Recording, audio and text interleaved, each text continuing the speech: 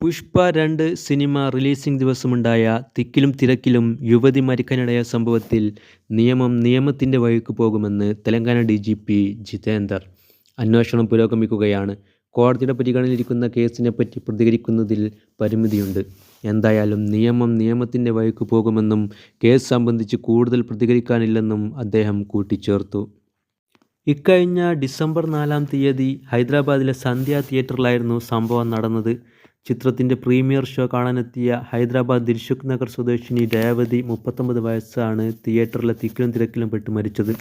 ഭർത്താവ് ഭാസ്കറിനും മക്കളായ ശ്രീതേജിനും സാൻവിക്കുമൊപ്പമായിരുന്നു Revathi Pushpa premiere show കാണാനെത്തിയത്.